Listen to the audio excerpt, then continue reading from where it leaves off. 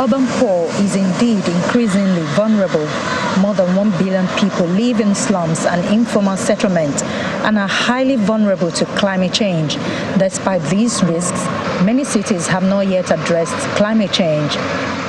Distinguished ladies and gentlemen. So on the multi-level action, urbanization and built environment day, the Deputy Secretary General, through video message, urges the delegates to articulate the urban transition plan that drives local climate action and sustainable development with greater ambition and more robust funding at speed and at scale.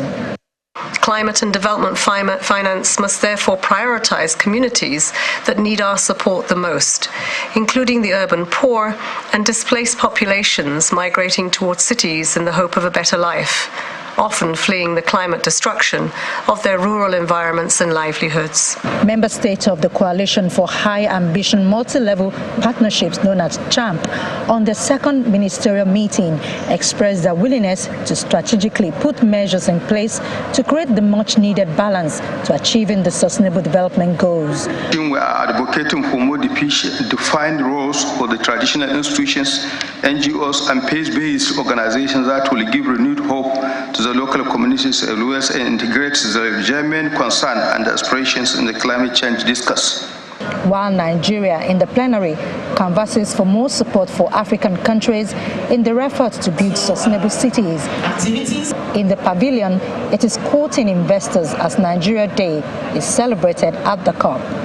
We have also been able to listen to presentations from interagencies, some other ministries, so that we can know what B is doing, We have also been able to showcase the Nigerian color, as it were, and the Nigerian spirit.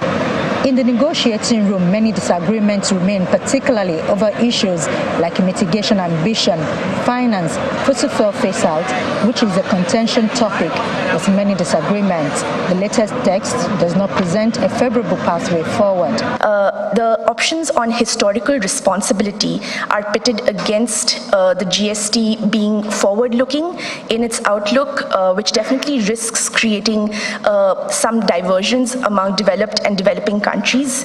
The tripling of renewable energy and doubling of energy efficiency target is given as an option versus no text, and this is not something that we can support. What we definitely would like to see is language on tripling of renewable energy and doubling energy efficiency, along with just phase out of all fossil fuels. All of this language needs to appear in the final text for an ambitious GST outcome. At this point, the facilitators will consult to decide whether there will be changes in the texts, after which the process will be handed over to the COP presidency. Ayola Kasim, Channels Television News.